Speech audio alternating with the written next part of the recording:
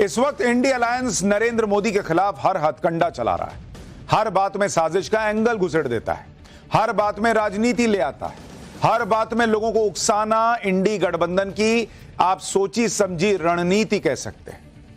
और ये पिछले कुछ वक्त से लगातार हो रहा है कि कैसे पब्लिक को पिन मारो, किसी ना किसी मुद्दे पे तो पब्लिक सड़क पर आए, बांग्लादेश जैसे हालात हो जाएं।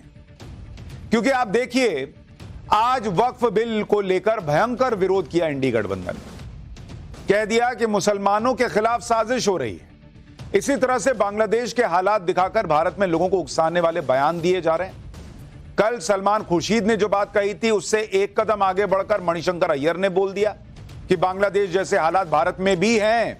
और इसी तरह से रेसलर विनेश फोगाट के मामले में भी लगातार भ्रम और झूठ फैलाने की राजनीति चल रही है। आज संसद में हो हल्ला किया गया, जबकि इस मामले में तो कोई राजनीति होनी ही नहीं चाहिए। यानी विनेश फोगाट को मेडल ना मिले, लेकिन मोदी के खिलाफ साजिश हो जाए, यह पूरी तैयारी है। वक्फ एक्ट में सुधार करें नरेंद्र मोदी तो उसे साजिश बता दो, किसी को मेडल ना मिले तो साजिश बता दो। गजब हाल बना रखा है इन लोगों ने। राजनीति का कोई तो लेवल होना चाहिए। भले ही आपको नरेंद्र मोदी पसंद नहीं आए, लेकिन ऐसी राजनीति तो ना की जाए जिसमें देश के बारे में कुछ सोचना ही नहीं है। सिर्फ यह सोचना है कि कैसे नरेंद्र मोदी को हटाया जाए। चुनाव में कर नहीं पा रहे तो कभी बांग्लादेश मॉडल देखते हैं, कभी श्रीलंका मॉडल देखते हैं। मतलब इनका हाल वो है कि पड़ोस में आग लगी है और ये सोच रहे हैं कि कैसे घर से, अपने घर से किसी को निकालना है, तो उसके लिए अपने घर में भी आग लगा क्यों ना लगा ली जाए। क्योंकि जहां जहां पड़ोस में आग लगी है तो सब बाहर खड़े हैं, घर जलता देख रहे हैं। अपना घर जलाना पड़े तो जल जाए, लेकिन नरेंद्र मोदी कम से कम बाहर निकलें प्रधानमंत्री आवास। विनेश फोगाट के मामले में तो राजनीति चल ही रही थी, लेकिन आज वक्फ बोर्ड को लेकर भी भयंकर पॉलिटिक्स शुरू हो गई। क्योंकि जैसा कि हमने आपको पहले ही बताया था, आज वक्फ एक्ट में बदलाव करने वाला संशोधन बिल लोकसभा में पेश कर दिया गया। वक्फ एक्ट को लेकर भी इंडी गठबंधन अपनी वही राजनीति खेल रहा है। वक्फ एक्ट को लेकर भी मुसलमानों में डर का माहौल पैदा किया जा रहा है। मुसलमानों के खिलाफ मोदी सरकार साजिश कर रही है। वही सीए, वही एनआरसी वाला नैरेटिव कि मोदी को खत्म करना चाह रहे हैं वगैरह वगैरह, मोदी पर, मुसलमानों पर अत्याचार कर रहे हैं नरेंद्र मोदी। मोदी सरकार मुसलमानों की जमीन छीनना चाहती है। मोदी सरकार में मुसलमान सुरक्षित नहीं है। वही घिसा पिटा राग फिर से तेज आवाज के साथ बोलना शुरू कर दिया गया। लेकिन रिफॉर्म कोई भी हो, हर रिफॉर्म में विपक्ष का एक ही काम है, ऐसे लंगी लगा दो, पैर लगा दो, अड़ंगा लगा दो। इस बार तो उनका फेवरेट सब्जेक्ट भी है। भले ही वक्फ एक्ट में संशोधन करके गरीब मुसलमानों का ही भला किया जा रहा है, देश में समानता लाई जा रही है। हमने आपको विस्तार से बताया था कि वक्फ एक्ट में कैसे मुसलमानों को ऐसे अधिकार मिले हैं जो किसी धर्म को नहीं मिले, यानी समानता का लेवल क्रिएट किया जा रहा है। लेकिन वक्फ एक्ट में संशोधन को मुसलमानों के खिलाफ बताकर माहौल बनाने का काम शुरू हो गया। अखिलेश यादव कह रहे हैं कि वक्फ बोर्ड का यह सब संशोधन भी बस एक बहाना है। रक्षा, रेल, नजूल लैंड की तरह जमीन बेचना निशाना है। वक्फ बोर्ड की जमीनें डिफेंस लैंड, रेल लैंड, नजूल लैंड के बाद भाजपाइयों के लाभार्थ योजना की श्रृंखला की एक और कड़ी मात्र है। भाजपा क्यों नहीं खुलकर लिख देती भाजपाई हित में जारी, इस बात की लिखकर गारंटी दी जाए कि वक्फ बोर्ड की जमीनें बेची नहीं जाएंगी। भाजपा रियल एस्टेट कंपनी की तरह काम कर रही है। उसे अपने नाम में जनता के साथ जमीन लिखकर नया नामकरण कर देना चाहिए, भारतीय जमीन पार्टी, यह अखिलेश यादव कह रहे हैं। और यह सारा नैरेटिव या तो मुसलमान वोट बैंक के लिए है, या मुसलमान के अंदर वो जो आग जलाने की कोशिश की जा रही है कि सड़क पर उतरे लोग, उसका प्रयास एक तरह से दिखता है। अखिलेश यादव ने आज लोकसभा में वक्फ बिल का कैसे विरोध किया, एक बार वो देखिए, फिर आपको बताऊंगा अमित शाह और अखिलेश यादव के बीच टकराव क्यों हुआ, क्या ऐसा कह दिया अखिलेश यादव ने कि अमित शाह भड़क गए। ये बिल जो इंट्रोड्यूस हो रहा है, ये अध्यक्ष महोदय बहुत सोची समझी राजनीति के तहत हो रहा है। अध्यक्ष महोदय जब लोकतांत्रिक तरीके से चुने जाने की पहले से प्रक्रिया है तो उसको नॉमिनेट क्यों किया जा रहा है। वहीं जहां अन्य धार्मिक जो मसले हैं, बॉडीज हैं, उनमें कोई गैर बरादरी का नहीं आता है। मान लीजिए वक्फ बोर्ड में गैर मुस्लिम को शामिल करने का औचित्य क्या बनता है। और अध्यक्ष महोदय, इतिहास के पन्नों को अगर हम पलटें, अगर आप जिला अधिकारी को सब ताकत दे देंगे, उन इतिहास के पन्नों को मैं नहीं पलटना चाहता हूं कि एक जगह पर एक जिलाधिकारी महोदय ने क्या किया था, उसकी वजह से आज और आने वाली पीढ़ी तक को भी सामना करना पड़ा। अखिलेश यादव चाहते हैं कि जो दूसरे धर्मों के बोर्ड को सहूलियतें मिली हुई हैं, जो उनके लिए व्यवस्था है, वही वक्फ बोर्ड के लिए होनी चाहिए। तो पहले बॉस इतने साल में वक्फ बोर्ड को जो एकदम सुप्रीम पावर दिया, वो दूसरे धर्मों को भी तो देनी थी। तब आपने नहीं सोचा कि वक्फ को तो हमने वो पावर दी है जो किसी धर्म को नहीं दी। कह रहे हैं कि भाई दूसरे धर्म के व्यक्ति की वक्फ बोर्ड में क्या जगह है, दूसरे धर्म के लोगों के जमीन पर वक्फ बोर्ड दावा ठोक देता है, वो ठीक है। वक्फ बाय यूजर, ये क्या चीज चल रही है? जिला अधिकारी को पावर देंगे तो क्या हो जाएगा? और वक्फ को जो पावर है, जिससे जमीन जो है इसकी उसकी, जिसकी 1500 साल पुराना मंदिर भी जो है वो वक्फ का हो जा रहा है, पूरा का पूरा गांव वक्फ का हो जा रहा है। वक्फ कुछ करे तो ठीक है, जो संवैधानिक व्यवस्था के हिसाब से हो वो इन लोगों को ठीक नहीं लगता। इसी बीच अखिलेश यादव ने कुछ ऐसा भी कहा जिससे गृह मंत्री अमित शाह भड़के। एक बार देखिए क्या हुआ वहां। अध्यक्ष महोदय, सच्चाई ये है कि भाजपा अपने हताश, निराश, आप तो उस कानून चंद कट्टर समर्थकों के तुष्टीकरण के लिए ये बिल लाने का काम कर रही है। अखिलेश जी, अध्यक्ष महोदय, आज तो हमारे आपके अधिकार कट रहे हैं। मैं याद कीजिए अध्यक्ष महोदय, मैंने आपसे कहा था कि आप लोकतंत्र के न्यायाधीश हैं, और मैंने अध्यक्ष महोदय सुना है इस लॉबी में कि कुछ अधिकार आपके भी छीने जा रहे हैं। उसके लिए हम लोगों को लड़ना पड़ेगा आपके लिए। अध्यक्ष जी, अध्यक्ष महोदय, मैं इस बिल का विरोध करता हूं। अध्यक्ष के अधिकार अखिलेश जी सिर्फ विपक्ष के नहीं है, पूरे सदन के हैं। इस तरह की गोलमोल बात आप नहीं कर सकते हो। आप नहीं हो अध्यक्ष के अधिकार के संरक्षक। हालांकि इस बातचीत के बीच अखिलेश यादव ने एक बात तो अच्छी कह दी। उन्होंने कहा बीजेपी अपने कुछ कट्टर समर्थकों के लिए ऐसा बिल लेकर आई। चलिए, कम से कम वो ये तो मान रहे हैं कि बीजेपी के कुछ ही समर्थक कट्टर हैं। सवाल तो यह है कि आपके कितने समर्थक कट्टर हैं जो आप इस बिल का विरोध कर रहे हैं? उनकी संख्या इतनी कितनी ज्यादा है कि आपको इस बिल का विरोध करना पड़ रहा है, जो दूसरे धर्मों के साथ न्याय करने की व्यवस्था करने जा रहा है। सरकार ने संसद में जो बिल पेश किया है उसके विरोध में देखिए कौन कौन सी पार्टियां खड़ी हो गई। कांग्रेस, भाई इनको तो खड़ा ही होना था, इन्होंने तो सब दे रखा है उठा उठा के भरे हाथ से, ये लो ये लो ये लो। मैंने तो आपको पाठशाला में बताया था कि इनका बस चलता तो ऐसी व्यवस्था कर देते कि जहां उंगली रख दे वक्फ वो जमीन उसकी हो जाएगी। देश नहीं लिख दिया, यही बहुत बड़ी बात है। तो एक तरफ कांग्रेस है, समाजवादी पार्टी है, तृणमूल कांग्रेस है, डीएमके है, शरद पवार की एनसीपी है, उद्धव ठाकरे वाली शिवसेना है, आरजेडी है, एआईएमआईएम है। लग गए, सब लोग लाइन में लग गए भाई कि हम मुसलमान के साथ हैं, हम इस बिल का विरोध करते हैं। और ये सारे वो लोग हैं जिनको मुसलमान भर भर के वोट देता है। जो भी तुष्टीकरण की राजनीति करता है और जिनको मुस्लिम वोट बैंक दिख रहा है, उनको एक तरफा मुस्लिम वोट मिलता भी रहा है, और वो सब वक्फ सुधार बिल का विरोध कर रहे हैं। इस विरोध में एक तरह से कंपटीशन चल रहा है कि कौन ज्यादा मुखर होकर विरोध कर सकता है, कौन ज्यादा मुसलमान को दिखा सकता है कि मैं तेरे लिए खड़ा हुआ था वहां संसद में। तो इसमें पीछे कैसे रह जाएंगे ओवैसी साहब? सुनिए असदुद्दीन ओवैसी ने क्या कहा। गवर्नमेंट बोल रही है, सर मैं खत्म कर रहा हूं सर, आधा मिनट। गवर्नमेंट कह रहे हैं कि हम महिलाओं को दे रहे हैं। मुझे यकीन है कि आप बिल्किस बानो को और जकिया जाफरी को मेंबर बनाएंगे, मुझे यकीन है। मैं आपसे जानना चाह रहा हूं सर कि ये जो आप बिल ला रहे हैं, आप देश को बांटने का काम कर रहे हैं, जोड़ने का काम नहीं कर रहे हैं। आप दुश्मन हैं मुसलमानों के, उसका सबूत ये बिल है। Thank you sir. Asaduddin Owaisi Bilkis Bano का नाम तो ले लेते हैं, शाह बानो का नाम क्यों नहीं लेते? वो मुस्लिम महिला नहीं थी क्या? उसको अधिकार मिलना नहीं चाहिए था क्या? सहूलियत से मुस्लिम महिलाओं को भी चुन रहे हैं आप जब न्याय देने की बात होती है।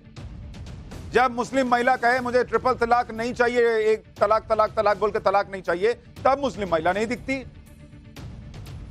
जब हिजाब का समर्थन करना हो तब इनको मुस्लिम महिला दिखती। कांग्रेस तो वक्फ बिल पर बात करते हुए इसकी तुलना अयोध्या के राम मंदिर से करने लगी बॉस। मतलब वहां लाइन में होड़ मची कि हटो पीछे हटो, मुझे दिखाने दो मुसलमान को कि मैं हूं लाइन में सबसे आगे उसके साथ खड़ा होने वाला। राहुल गांधी के करीबी और कांग्रेस नेता केसी वेणुगोपाल ने कहा कि क्या सरकार यह चाहेगी कि अयोध्या मंदिर बोर्ड में कोई गैर हिंदू आए? वक्फ एक्ट में बदलाव करके मोदी सरकार समाज में मतभेद पैदा कर रहे हैं। क्या जो राम मंदिर को लेकर बना हुआ बोर्ड है, अयोध्या मंदिर बोर्ड, क्या उसके पास वक्फ एक्ट जैसी ताकतें हैं, वक्फ बोर्ड जैसी ताकतें हैं? क्या अयोध्या मंदिर बोर्ड जहां मन जमीन पर हाथ रख दे और कह दे कि ये हो गई जमीन अयोध्या मंदिर बोर्ड की, ऐसा कर सकता है क्या? 100 करोड़ हिंदुओं के देश में अपने प्रभु राम लला का जमीन लेने के लिए, उनकी जन्मभूमि लेने के लिए तो हिंदू को केस लड़ना पड़ रहा है बॉस। और आप कंपैरिजन कर रहे हो कि मंदिर बोर्ड जो है वो वक्फ बोर्ड से कंपैरिजन होगा उसका। उस वक्फ बोर्ड से जो जहां उंगली रख दे वो उसकी हो जाती है एक तरीके से। किस लेवल पे जाओगे आप लोग मुसलमानों को अपीज करने के लिए? सुनिए, आप सुनिए कांग्रेस के सांसद क्या कह रहे हैं। Sir, fundamentally this is an attack on constitution. Basically, when we are talking about the constitutions, this bill is a fundamental attack on constitution. Sir, see sir, your fundamental idea is to create conflict and create the anger between the communities and make violence everywhere. Concept of waqf by use. You see that near Delhi Parliament, there is a mosque, more than 200 years old mosque. Nobody know that how it became, what was actually the property deal of that mosque itself. You are removing the clause of waqf by use through this amendment. That means there is going to be a dispute in each and every mosque where there is no deed. What will be the happen? Your fundamental idea is to create conflict and create the anger between the communities and make violence everywhere. देखिए, ये लोग मुसलमानों के समर्थन में उतरने की होड़ में खुद ही गलतियां कर रहे हैं। अखिलेश यादव का आपको बताया ही। अब इनका देखिए, खुद कह रहे हैं कि बीजेपी वक्फ बाय यूजर जो है वो क्लॉज हटा रही है। और मैंने आपको विस्तार से बताया था कि वक्फ बाय यूजर जो दुनिया के किसी इस्लामिक देश में वक्फ को अधिकार नहीं मिला हुआ है, वो भारत में कांग्रेस की सरकार ने वक्फ बाय यूजर का व्यवस्था कर दी 1995 में जाकर। उसके पहले नहीं थी वो व्यवस्था। और केसी वेणुगोपाल कह रहे हैं कि सारी मस्जिदें एक तरीके से है जो वो चली जाएंगी क्योंकि उसका डीड नहीं। यानी आप मान रहे हो इस देश में जितनी मस्जिदें हैं उनका कोई डीड नहीं है, वो वक्फ बाय यूजर हैं? मान रहे हो ना? और आप कह रहे हो कि भाई सारी मस्जिदों को लेकर विवाद खड़ा हो जाएगा। 95 के पहले तो वक्फ बाय यूजर नहीं था, उसके पहले कौन सा विवाद खड़ा हुआ? वक्फ बाय यूजर मुसलमान के साथ अन्याय नहीं है उसे हटाना। वक्फ बाय यूजर इस देश के साथ अन्याय है उसको, उस क्लॉज को शामिल करना। वक्फ एक्ट में बदलाव वाले बिल पर इंडी गठबंधन ने सरकार पर निशाना साधा। इंडी गठबंधन ने कहा कि सरकार बिल लाने से पहले अपने सहयोगियों से तो पूछ लेती। आज इसका जवाब भी इंडी गठबंधन को मिल गया। जेडीयू के सांसद ललन सिंह ने लोकसभा में गरजते हुए कहा कि जो लोग इस बिल का विरोध कर रहे हैं ना, उनके तर्क बहुत ही खोखले हैं। यह बिल वक्फ बोर्ड को कानून के जरिए और पारदर्शी बनाने के लिए। ललन सिंह जो कह रहे हैं वो सुनिए, क्योंकि वो जवाब इंडी अलायंस को वक्फ एक्ट पर वक्फ को लेकर जो बिल आया उस पर तो दे ही रहे हैं, साथ ही ये भी मैसेज दे रहे हैं कि जेडीयू नरेंद्र मोदी के साथ इस मामले में खड़ी है मजबूती से। JDU is a party here. JDU is a party here. Whether it is opposing or supporting, I have to record my view. आपके कहने से you will not conduct the house. माननीय सदस्य बोलिए।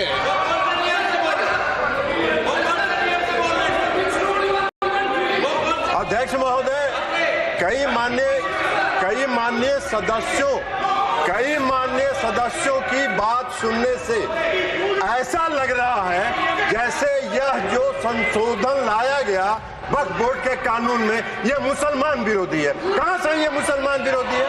कौन सा इसका कानून मुसलमान विरोधी बताता है? यहाँ उदाहरण दिया जा रहा है कि अयोध्या की मंदिर गुरुवायु, अरे मंदिर और संस्था में अगर अंतर आपको नहीं समझ में आ रहा है तो आप कौन सा तर्क खोज रहे हैं? अरे ये मंदिर नहीं है, आपके मस्जिद को छेड़छाड़ करने का प्रयास नहीं किया जा रहा है।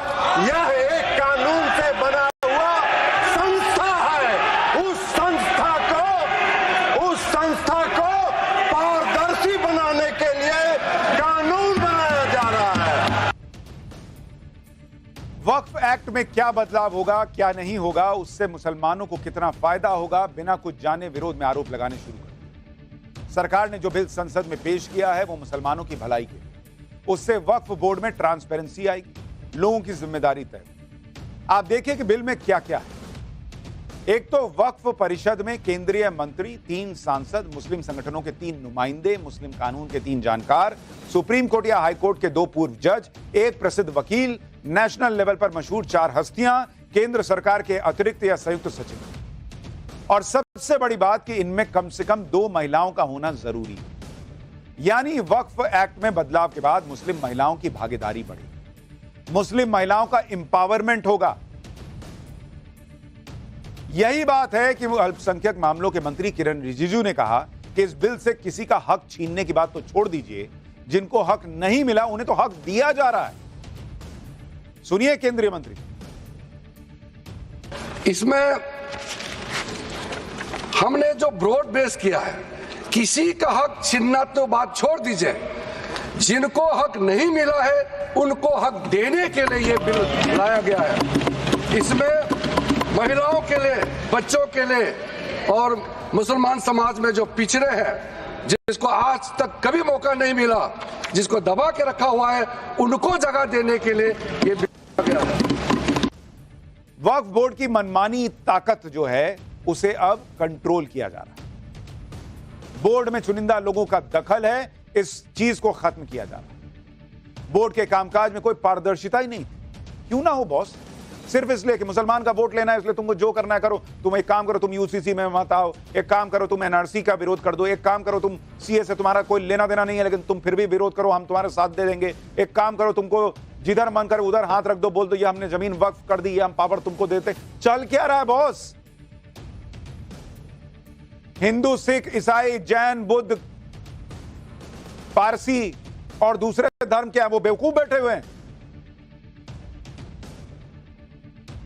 पुराने वक्फ बिल से ये सारी चीजें चल रही थी जिसे अब सरकार बदल रही है। यहां आपको यह भी समझना चाहिए कि कैसे मुस्लिम वोट की पॉलिटिक्स के चक्कर में साल 1995 और 2013 में वक्फ बोर्ड को कानून के तहत वो ताकतें दी गई जो आजादी से पहले के वक्फ कानून में नहीं थी, और ऐसे प्रावधान कर दिए गए जो इस्लामिक लॉ के मुताबिक नहीं थे, जैसे वक्फ बाय यूजर, जिसे 1995 में नरसिम्हा राव सरकार ने जोड़ा। यह कानून दुनिया के किसी इस्लामिक देश में नहीं है। वक्फ बाय यूजर मतलब है जिस संपत्ति के वक्फ होने के कागजात ना भी हों, आप उसे धार्मिक काम के लिए इस्तेमाल करते हो, आप उसे वक्फ कर सकते हैं। मतलब एक तरह से खुली छूट मिल गई कि जिस जमीन पर उंगली रख दो वो तुम्हारी टाइप। आप ये समझिए कि यह प्रावधान कितना ताकतवर है कि राम जन्मभूमि केस और ज्ञानवापी केस में वक्फ बाय यूजर प्रावधान का इस्तेमाल हुआ था। वक्फ बोर्ड को जो ताकतें कांग्रेस की सरकारों के समय से दी गई थी, उसका कैसे फायदा उठाया गया आप वो भी देखिए। मध्य प्रदेश वक्फ बोर्ड ने बुरहानपुर में 3 ऐतिहासिक इमारतों को वक्फ संपत्ति घोषित कर दिया और इसके लिए बाकायदा नोटिफिकेशन जारी कर दिया, जिसके खिलाफ आर्कियोलॉजिकल सर्वे ऑफ इंडिया ने हाईकोर्ट में याचिका लगाई। हाईकोर्ट ने मध्य प्रदेश वक्फ बोर्ड को तगड़ी फटकार लगाई। हाईकोर्ट ने तीनों ऐतिहासिक इमारतों को वक्फ प्रॉपर्टी नहीं माना। हाईकोर्ट ने कहा कि ये तीनों संपत्ति वक्फ बोर्ड से पहले की। हाईकोर्ट ने कहा कि प्राचीन स्मारक संरक्षण अधिनियम 1904 के तहत आने वाली संपत्तियों पर वक्फ बोर्ड कैसे अपना अधिकार जता सकता है। 26 जुलाई को इसी मामले पर सुनवाई के दौरान हाईकोर्ट के जज जस्टिस जीएस आहलूवालिया ने कहा था कि पूरे देश को ही वक्फ प्रॉपर्टी घोषित करने का नोटिफिकेशन जारी कर देंगे तो क्या नोटिफिकेशन वैलिड हो जाएगा क्या? हाई कोर्ट के जज कह रहे हैं कि मतलब गजब हिसाब चल रहा है बॉस। कल को तुम कह दोगे कि भारत जो है वो वक्फ प्रॉपर्टी, तो भारत तुम्हारा हो जाएगा, भारत वक्फ की प्रॉपर्टी हो जाएगा। सुनिए जज साहब ने वक्फ बोर्ड की कैसे क्लास लगाई थी। कल को वो जो भी सरकारी दफ्तर को कह देंगे कि वक्फ प्रॉपर्टी तो हो जाएगा। मेरा सीधा सा क्वेश्चन है, ब्लंट, कल को अग्रवाल साहब की प्रॉपर्टी का नोटिफिकेशन निकल जाएगा तो फिर अग्रवाल साहब को निकाल के बाहर कर दें, ये उसके लिए कोई प्रोसीजर है? इतना ही पूछ रहा हूँ भाई। प्रोटेक्टेड मॉन्यूमेंट है, ये ऐसे डिक्लेयर हो गया 89 में। Notification is issued under this. भाई साहब आप तो ताजमहल भी ले लो यार, लाल किला भी ले लो, कौन मना कर रहा है? यार प्यार से क्वेश्चन समझ में नहीं आते आप लोगों को। सिर्फ किसी के अरे ऑनरेबल कोर्ट में छोड़ो, किसी की भी प्रॉपर्टी को आप वक्फ प्रॉपर्टी डिक्लेयर कर सकते हो। टेल मी, सेक्शन 5 में नोटिफिकेशन होगा, फलाना होगा, पूरे भारत का वक्फ प्रॉपर्टी डिक्लेयर कर दो देन, क्योंकि नोटिफिकेशन आपके वैलिड हो जाएगा। The property was already declared as a ancient monument by issuing a notification in the early 19s, बिना किसी ओनरशिप को, बिना कुछ देखे। क्या ओनरशिप थी आपकी इसके पहले से, prior to this notification which was issued under the Ancient Monument Act? Who was the owner of this property? Notification issue हो गया तो प्रॉपर्टी आपकी हो गई। तो कहा छोटे छोटे नोटिफिकेशन इशू हो रहे हैं, इकट्ठा एक ही कर दो, झंझट कर। सुन रहे हैं आप, जज साहब भी सवाल पूछ रहे हैं कि क्या छोटे छोटे नोटिफिकेशन जारी करो फिर इकट्ठे ही कर दो, यही तो पब्लिक भी कह रही है। और इसमें वक्फ बोर्ड का क्या दोष है भाई? जब कांग्रेस की सरकार 1995 में कह रही है कि वक्फ बाय यूजर कर लो ना, तुमको दिया पावर यार, जहां मन तुम कहो वक्फ बाय यूजर, हो गई जमीन तुम्हारी। तो जब कांग्रेस दे रही है तो वक्फ बोर्ड कर रहा है, सरकारें देंगी तो उसको क्या दिक्कत है भाई, वो कर रहा है। और वही वो कह रहे हैं कि भाई इकट्ठा कर दो, निकालो नोटिफिकेशन, भारत हो गई वक्फ की प्रॉपर्टी, खत्म करो मामला। और कोई नरेंद्र मोदी इसको करे तो बोल दो कि मुसलमान विरोधी है मोदी। नरेंद्र मोदी मुसलमान विरोधी होना हो, लेकिन जिन्होंने वोट के चक्कर में एक धर्म को इतनी असीम शक्तियां दे दी और दूसरों को किनारे लगा दिया, वो देश विरोधी जरूर है बॉस। इसी वजह से वक्फ एक्ट में संशोधन करने की मांग लगातार होती रही, लेकिन जब भी ऐसी कोई बात होती है तो वोट बैंक की पॉलिटिक्स आड़े आ जाती और यह कहा जाने लगता है कि मुसलमानों को टारगेट किया जा रहा है। लेकिन जो लोग ये बातें करते हैं वो भूल जाते हैं कि वक्फ बोर्ड के सताए हुए सिर्फ हिंदू नहीं है। वक्फ बोर्ड की मनमानी के पीड़ितों में शामिल दिल्ली के खालिद उर रहमान काजी को सुनिए, जो कागज दिखाकर बता रहे हैं कि इनके बाप दादाओं की 360 बीघा जमीन वक्फ बोर्ड को दे दी गई। भाई बोर्ड का अब ये 123 प्रॉपर्टियां हैं, कम से कम इसमें 20-22 प्रॉपर्टियां हमारी अपनी हैं, जो निजामुद्दीन में और इसके अंदर जो आज इनके नाम बदल दिए गए हैं। तो इनके खिलाफ आप केस लड़ रहे हैं? हमारा केस एक साकेत कोर्ट में भी चल रहा है, निजामुद्दीन की एक प्रॉपर्टी है उसमें चल रहा है, वो भी पेंडिंग में है, और एक 30,000 में इसी खसरा नंबर 242 में इसी प्रॉपर्टी को लेकर के चल रहा है अरशद मदनी साहब से। तो अरशद मदनी साहब से कई बार टेबल पर बात भी हुई है, लेकिन वो कहते हैं कि हमने तो वक्फ बोर्ड से लिया, हमें बहका करके दिए कि वक्फ बोर्ड की जगह है। जब हमने अपने कागज दिखाए तो वो भी एकदम अचंभे में रहेगा कि यार ये तो इसके मालिक मौजूद हैं। मतलब प्रॉपर्टी आपकी थी, आपकी प्रॉपर्टी को वक्फ को दे दी गया और वक्फ ने आगे बेच दी। वो वक्फ ने बेच दी है, ये चौधरी मदीन के जमाने में बिकी है और सबने पैसे खाए हैं। सबने पैसे खाए हैं, ये बोलने वाला हिंदू नहीं है, एक मुसलमान ही।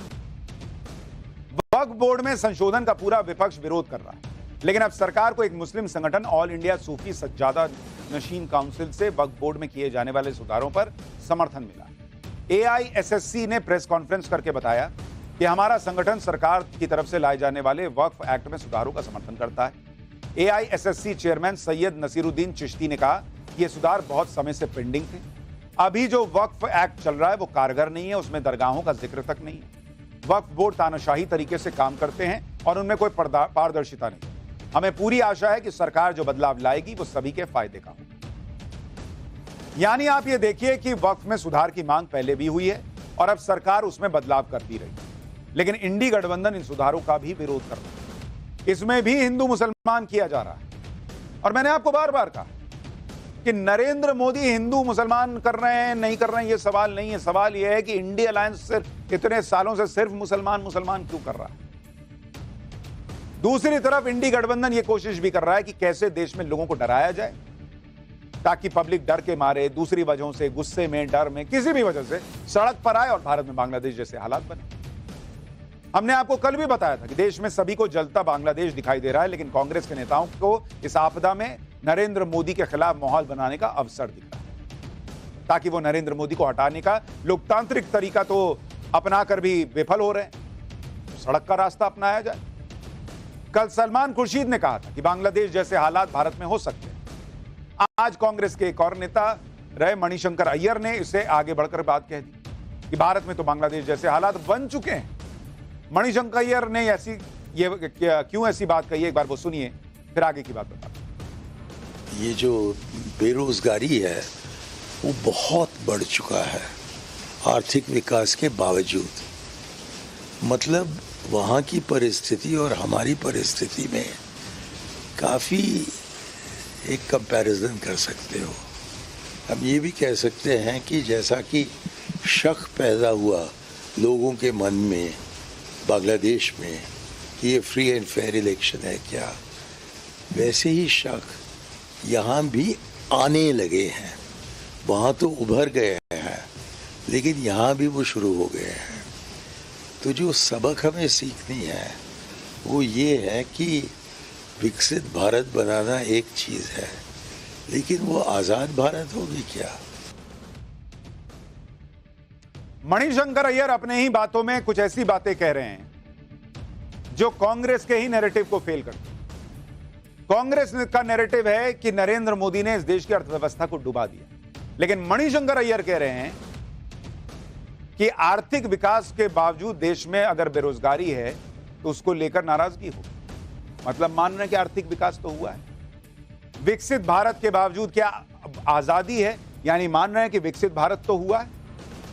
चलिए आधा पार्ट तो कम से कम सही मान रहे हैं, आधा गिलास तो भर दिया, जो बाकी आधा खाली दिखा रहे हैं उसको भी मैं भर देता हूं फैक्ट्स के साथ। जो ये कह रहे हैं कि वहां पर भी चुनाव को लेकर मन में लोगों के शक पैदा हुआ, बहुत शक पैदा नहीं हुआ, शक पैदा किया गया, और यहां भी आप लोग वही कर रहे हैं। यानी जो मॉडल बांग्लादेश का है वही मॉडल एक तरीके से कांग्रेस पार्टी इतने सालों से, इतने वक्त से इस देश में इंप्लीमेंट करने का प्रयास कर रही है। सवाल तो यह पूछा जाना चाहिए कि उस मॉडल को तैयार कौन कर रहा है जो हर देश में बट रहा है। यहां संविधान खत्म होगा, सेम नैरेटिव अमेरिका के चुनाव में, बांग्लादेश में चुनाव गड़बड़ है, वही सेम नैरेटिव इंडिया में। यह कहां से कंट्रोल हो रहा है नैरेटिव? कल सलमान खुर्शीद का बयान, आज मणिशंकर अय्यर का ऐसा बयान, यह सिर्फ सहयोग है? नहीं बॉस, ये पब्लिक के अंदर ये लोग धीरे धीरे इंजेक्ट कर रहे हैं कि गड़बड़ हो रहा है, गड़बड़ हो रहा है, गड़बड़ हो रहा है। कोई गुस्से में रिएक्ट करे, कोई निराश होकर रिएक्ट करे, कुछ तो करे, लेकिन रिएक्ट तो करे। यही प्रयास दिख रहा है।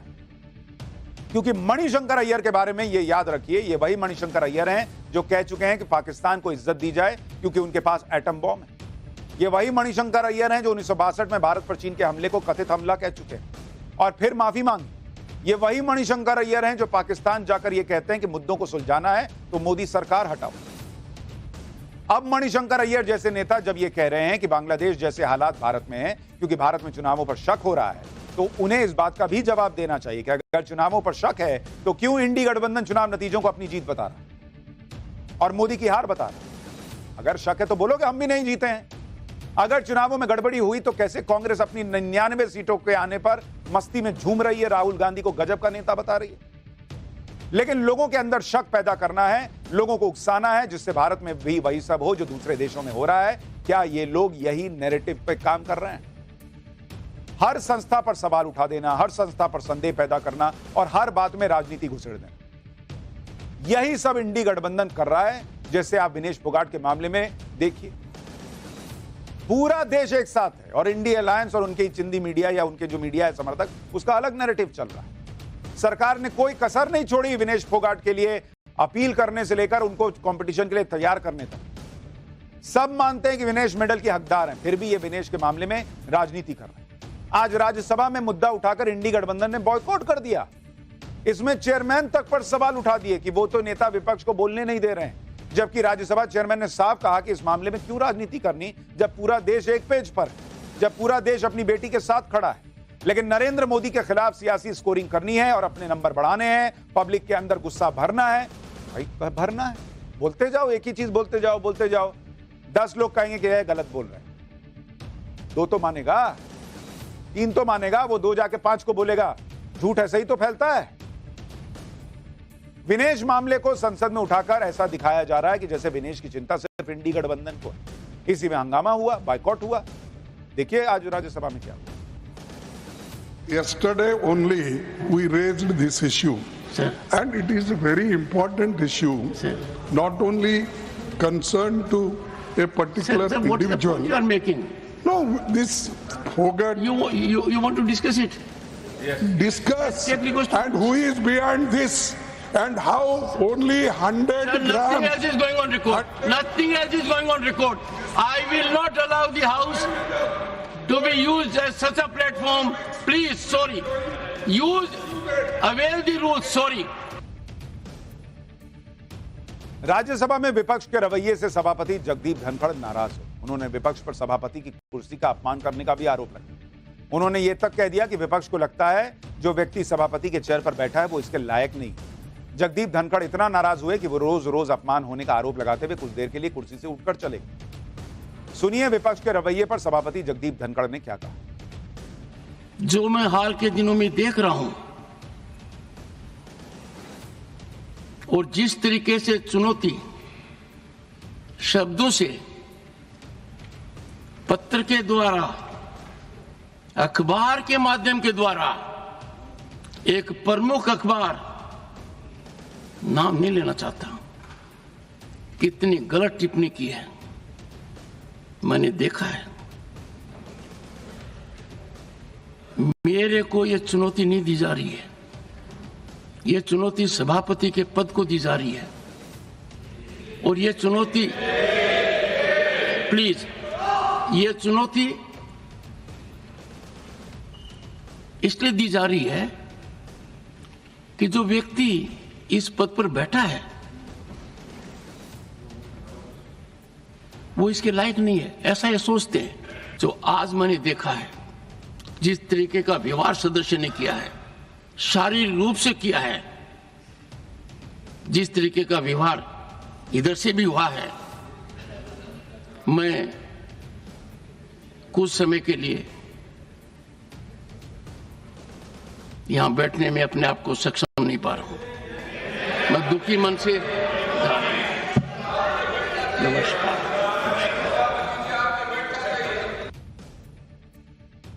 काफी देर तक हुए हंगामे के बाद राज्यसभा में सदन के नेता जेपी नड्डा ने विनेश फोगाट के मुद्दे पर बयान भी दिया। उन्होंने कहा कि सरकार और पूरा देश विनेश फोगाट के साथ खड़ा है, लेकिन इस मुद्दे को पक्ष और विपक्ष में बांटने की कोशिश की जा रही है। इसके साथ नड्डा ने सभापति की चेयर के अपमान की भी निंदा की। देखिए क्या कहा।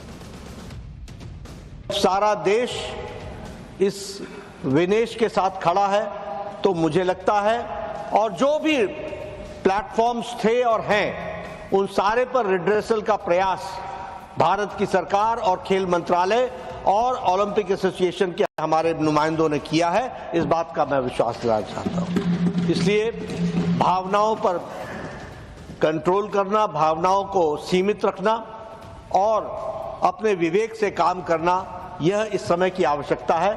मुझे लगता है, मैं आशा करता हूं कि विपक्ष अपनी भूमिका को इस दृष्टि से देखेगा। एक बार आपको जिस तरीके से आपके चेयर को आघात पहुंचा है, यह सच में निंदनीय है, ऐसा मैं कहना चाहूंगा। विनेश फोगाट के नाम पर कांग्रेस किस तरह की राजनीति कर रही है, उसे आप इस बात से समझिए कि हरियाणा में चुनाव है और हरियाणा में कांग्रेस के नेता भूपेंद्र सिंह हुड्डा ने कह दिया कि अगर उनके पास बहुमत होता तो विनेश फोगाट को राज्यसभा भेज देते। सुनिए भूपेंद्र सिंह हुड्डा को, फिर बताऊंगा कि हुड्डा के इस बयान पर कैसे विनेश फोगाट के चाचा महावीर फोगाट ने ही उन्हें करारा जवाब दिया। मैं इस बात से सहमत नहीं हूँ। पूरा सम्मान होना चाहिए जो गोल्ड मेडल जीते हुए होते हैं, तो उसके साथ जाती हूँ तो गोल्ड मेडल की पक्का गोल्ड मेडल ले आती है। इतना उसमें वो हौसला था और बहुत अच्छी हुई थी। और ये क्या कारण हुआ, इसकी भी जांच करवानी चाहिए और इस बात का पता लगाना चाहिए। सर, अगर आप होते उनकी जगह पे तो क्या आपकी तरफ से क्या सम्मान को दिया जाता सर? आज राज्यसभा की सीट खाली हो रही है, मेरी अगर मेजोरिटी होती तो राज्यसभा में भेजता ताकि सारे देश को प्रोत्साहन मिलता खिलाड़ियों को। पहले तो कोई पूछे भूपेंद्र सिंह हुड्डा से कि पूरे देश में कई राज्यसभा की सीटें खाली हो रही हैं, कहीं से भेज दीजिए, पूरा इंडिया अलायंस मिल जाए और भेज दे विनेश फोगाट को। लेकिन कहना कुछ और है और अंदर नीयत कुछ और है। जब यह भेद होता है तो सिर्फ बयान दिए जाते हैं। भूपेंद्र सिंह हुड्डा के राज्यसभा भेजने वाले बयान पर तो विनेश फोगाट के चाचा महावीर फोगाट ने ही जवाब दे दिया। कहा कि जब हुड्डा की सरकार थी तो गीता फोगाट को राज्यसभा क्यों नहीं भेजा।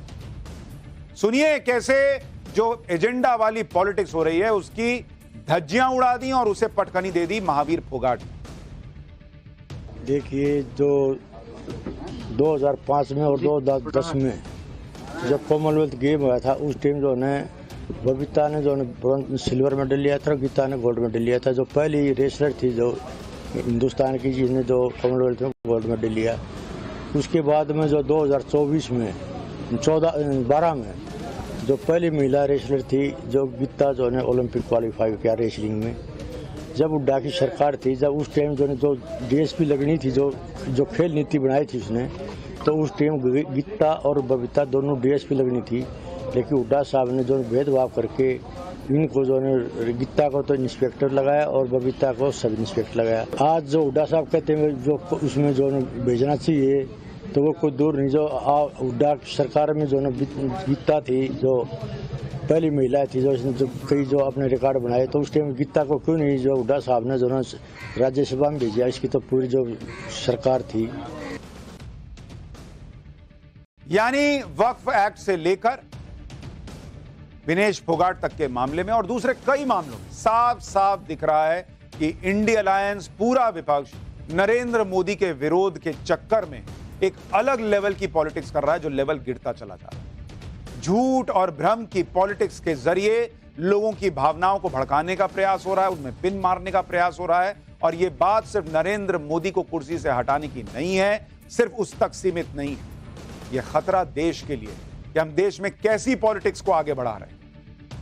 आज मोदी प्राइम मिनिस्टर हैं, कल कोई और होगा, परसों कोई और होगा, लेकिन देश तो यहीं रहेगा। और क्या हम इस देश में झूठ और भ्रम की राजनीति ही आगे बढ़ाना चाहते हैं? यह सवाल सिर्फ नेताओं से नहीं, उन्हें फॉलो करने वालों पर भी। पाठशाला में अब अगली क्लास। एक कंपनी ने बिना सैलरी काटे 55,000 कर्मचारियों को एक साथ 10 दिन की छुट्टी क्यों दे दी है भाई? दुनिया का वो नया चैलेंज जो मोदी के सामने आकर खड़ा है, किस किस की नौकरी जाएगी? अब इसका जवाब।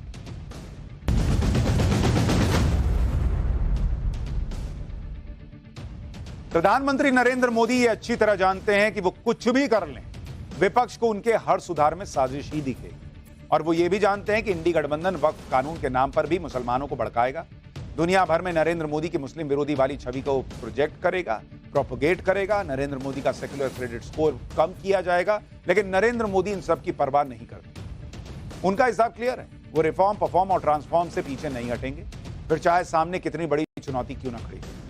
और एक ऐसी ही बड़ी चुनौती पीएम मोदी के सामने आकर खड़ी हो गई है।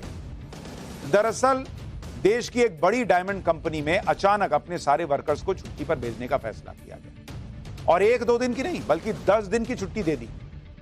अच्छा, यह भी किया कि उस दौरान उनकी सैलरी भी नहीं काटूंगा।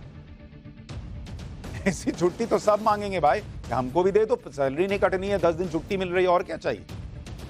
प्राइवेट नौकरी करने वाले लोग तो इसे चमत्कार से कम नहीं मानेंगे कि कंपनी कह रही है कि 10 दिन छुट्टी लो, पैसा नहीं काटो, और हजारों लोगों को कह रही।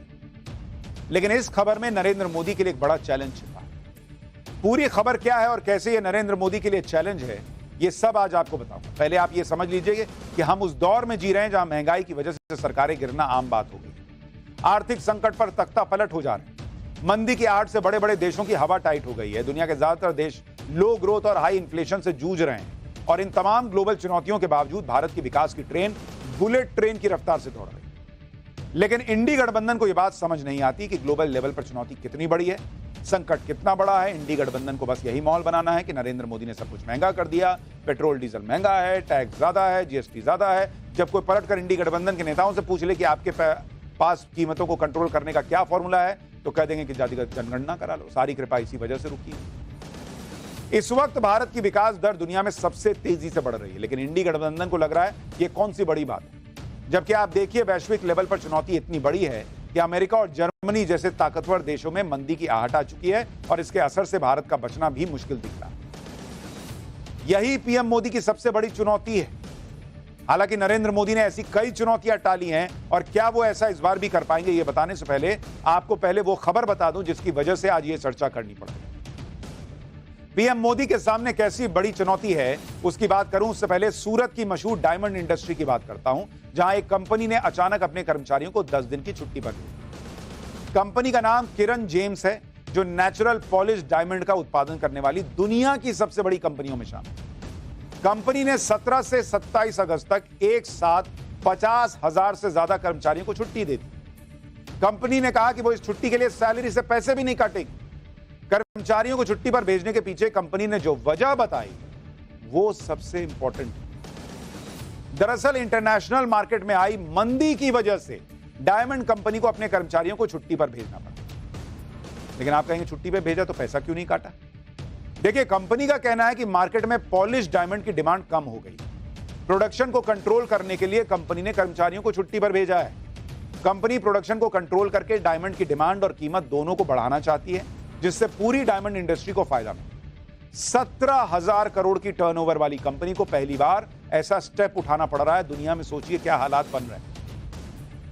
सोचिए नरेंद्र मोदी भारत को कैसे बचा के रखे हुए हैं, दुनिया में तूफान, और उस बीच ऐसे करके बचा के रखा हुआ है। ये हिसाब आप इसी से अंदाजा लगा सकते हैं कि ये चैलेंज कितना बड़ा और हो सकता है कि आने वाले दिनों में और भी बड़ी डायमंड कंपनियां ऐसा करें। डायमंड इंडस्ट्री में ऐसी उथल पुथल क्यों मची है उसे भी समझिए। दरअसल सूरत की डायमंड इंडस्ट्री दुनिया की सबसे बड़ी डायमंड इंडस्ट्री। भारत का 90% डायमंड यहीं से एक्सपोर्ट होता है। दुनिया में पॉलिश डायमंड का 80% यहीं से एक्सपोर्ट होता है और भारत में 95% पॉलिश डायमंड एक्सपोर्ट यहीं से होता है। डायमंड एक लग्जरी आइटम है और ग्लोबल लेवल पर मंदी की वजह से लोगों ने इसकी खरीद कम कर दी। अमेरिका से भी डिमांड 50 से 75% तक गिर गई। नौकरी नहीं रह रही है वहां पर, महंगाई ज्यादा है, खाने को पैसे नहीं, लोग डायमंड खरीदेंगे, हीरा खाएंगे, नहीं ना खा सकते। सूरत से होने वाले डायमंड का निर्यात 82% तक गिर गया है। हीरा कारोबारियों के लिए अपने व्यापार को बचाना मुश्किल हो गया है। सूरत की डायमंड इंडस्ट्री में 10 लाख लोग काम करते हैं और डिमांड और कीमत कम होने की वजह से जून 2024 में 4 लाख कर्मचारियों को सैलरी लेट होने जैसी मुश्किलों का सामना करना पड़ा। साल 2022 में डायमंड इंडस्ट्री का टर्नओवर 2,25,000 करोड़ रुपए था, जो अब घटकर 1.5 लाख करोड़ तक आ गया।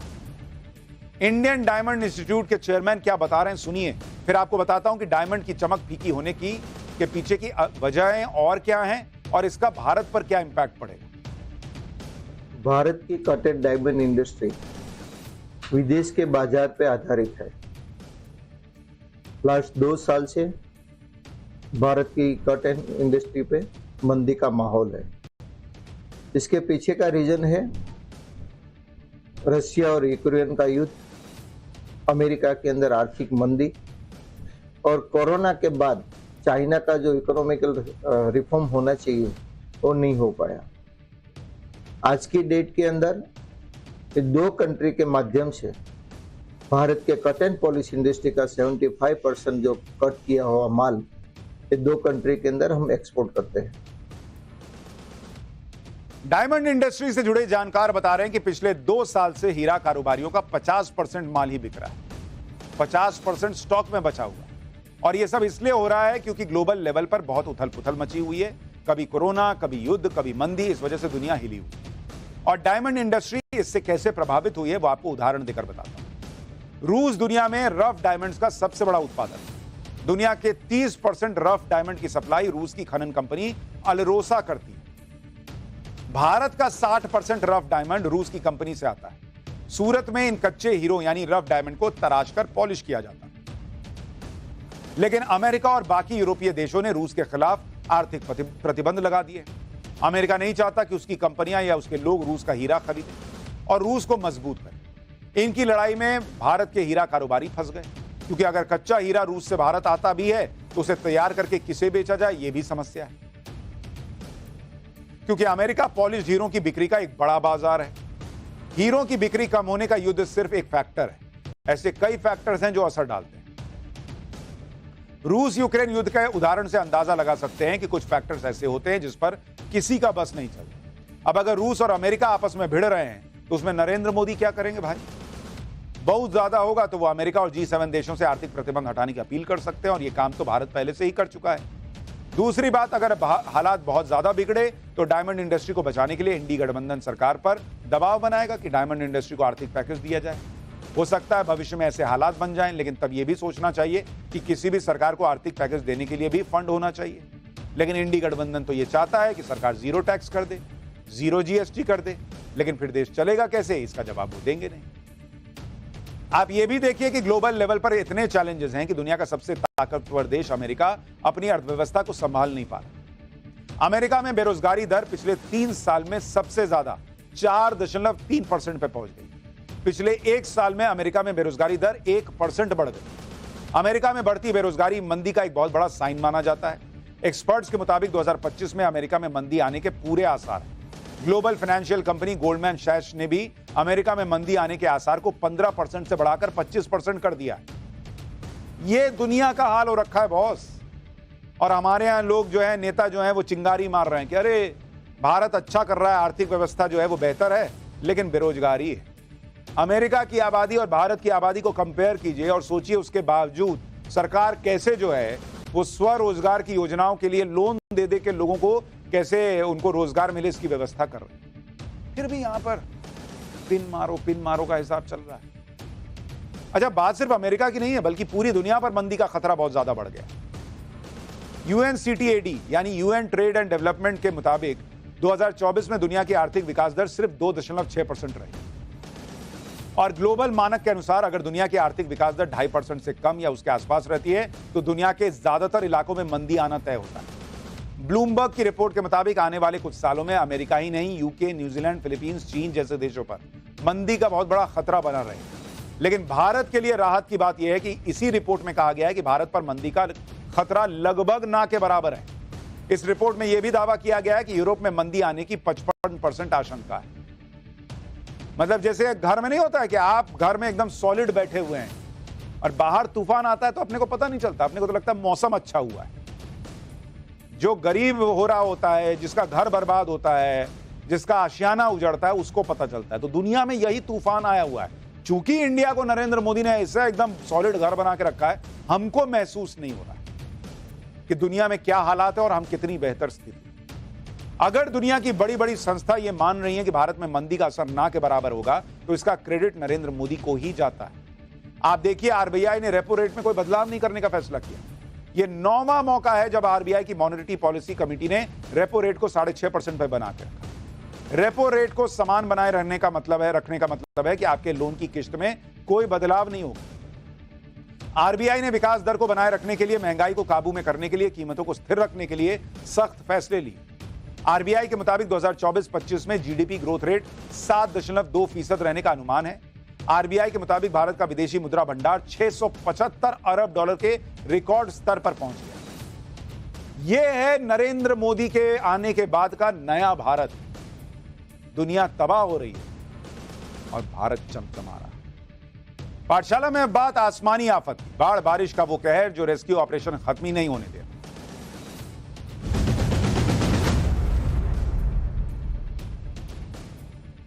हिमाचल प्रदेश और उत्तराखंड में बादल फाड़ तबाही को 1 हफ्ता गुजर गया है, लेकिन रेस्क्यू ऑपरेशन खत्म होने का नाम नहीं ले रहा। सैकड़ों लोगों को बचाया जा चुका है, जबकि अभी भी कई लोग लापता बताए जा रहे हैं। रेस्क्यू में इसलिए परेशानी आ रही है क्योंकि एक तरफ रुक रुक कर लैंडस्लाइड जारी है, तो वहीं बारिश ने मुसीबत बढ़ा रखी है। अब तो पहाड़ों पर हो रही बारिश का असर यूपी में भी देखने को मिलने लगा है। ज्यादातर बड़ी नदियां उफान पर है। ऋषिकेश, हरिद्वार से लेकर प्रयागराज, काशी तक के घाट लबालब दिखाई दे रहे हैं। ऊपर से मौसम विभाग ने भी यूपी और बिहार के कई जिलों में बारिश की चेतावनी जारी कर दी है। वहीं महाराष्ट्र और गुजरात समेत मध्य प्रदेश और छत्तीसगढ़ के कई इलाकों में बारिश का दौर अभी भी जारी है। पहाड़ से लेकर मैदान तक और गुजरात से लेकर असम तक क्या है मॉनसून का हाल, जरा इस रिपोर्ट में।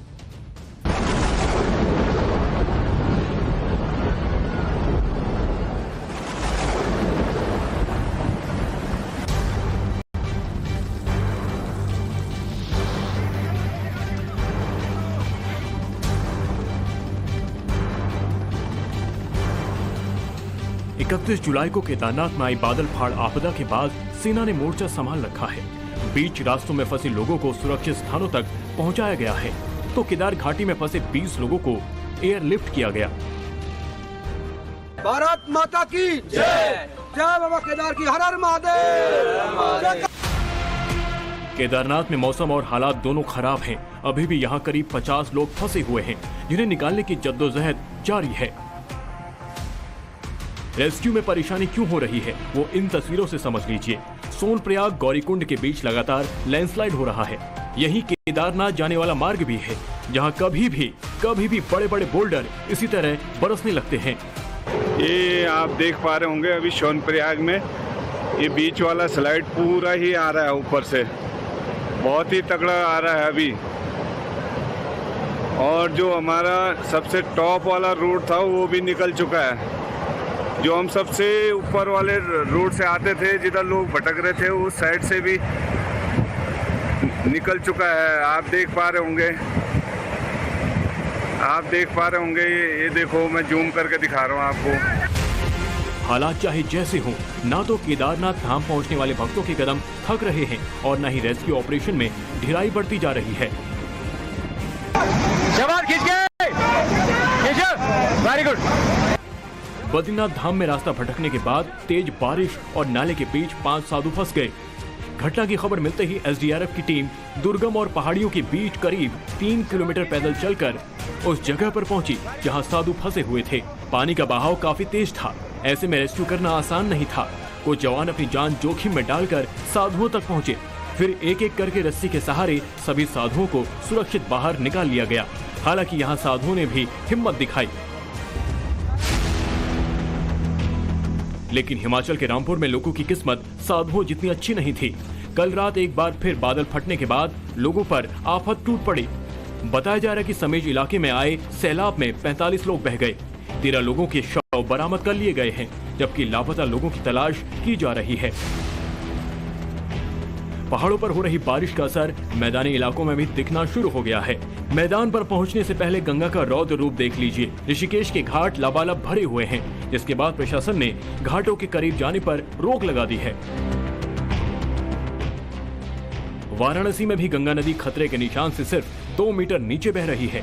सभी 84 घाट पानी में डूब चुके हैं। एहतियात के तौर पर फ्लोटिंग सीएनजी स्टेशन और जेटी बंद कर दी गई है और लोगों को घाटों से दूर रहने की हिदायत दी गई है। इस वक्त हम वाराणसी के प्रसिद्ध नमो घाट पर मौजूद हैं और यहाँ पर किस तरीके से बाढ़ की वजह से हालात बदले हैं उसकी तस्वीरें हम आपको दिखाने की कोशिश कर रहे हैं। कि सामने आप देखिए कि सूर्य नमस्कार को समर्पित ये 3 आकृतियां हैं, 3 हाथ के निशान हैं। अब ये धीरे धीरे पानी के आगोश में जाते जा रहे हैं और इन 3 हाथों के साथ ही एक चौथा जो हाथ है, आप देखिए कि लगभग इसकी जो हाइट है वो 75 मीटर के आसपास है, वो भी धीरे धीरे पानी के आगोश में जाता जा रहा है। घाट की सीढ़ियां हो या फिर छोटे बड़े जो मंदिर हैं, ये सब कुछ बिल्कुल पानी में समाहित हो चुके हैं और ऐसा लग रहा है कि वाराणसी के घाटों पर इस वक्त वाटर कर्फ्यू सा नजारा है वो देखने को मिल रहा है। गंगा का ये हाल हरिद्वार से पटना तक है। गांधी घाट पर गंगा जलस्तर खतरे के निशान को पार कर गई है, जिसके बाद पानी को रोकने के लिए जरूरी तैयारियां की जा रही हैं। वहीं निचले इलाके में पानी भरने के बाद लोगों ने पलायन शुरू कर दिया है। बारिश वाली आपदा के बीच यूपी के कौशाम्बी से आई लापरवाही की तस्वीर देखिए। यहाँ दिल्ली बेसमेंट जैसी कांड होते होते बचा, जब बारिश का पानी एक निजी अस्पताल के बेसमेंट में भरने लगा। पानी की रफ्तार इतनी तेज थी कि पूरा बेसमेंट चंद मिनटों में ही भर गया। बारिश के दौरान बेसमेंट में 1 दर्जन मरीज भर्ती थे, जिन्हें वक्त रहते सुरक्षित जगह पर शिफ्ट कर दिया गया। प्रयागराज की तस्वीरें देखिए, जहां संगम में दोनों नदियों के जलस्तर में हो रही बढ़ोतरी के चलते निचले इलाकों में बाढ़ जैसे हालात हैं। कई इलाकों से संपर्क टूटने के बाद सड़कों पर नाव चलाने की नौबत आ गई है। नदी नालों में उफान के बाद प्रशासन लोगों से सतर्क रहने की अपील कर रहा है, लेकिन कुछ लोग लापरवाही की हदें पार कर रहे हैं। एमपी के दमोह में एक ट्रैक्टर ड्राइवर ने पानी के बीच थोड़ी सी होशियारी दिखाई तो उसे अपने ट्रैक्टर से ही हाथ धोना पड़ गया।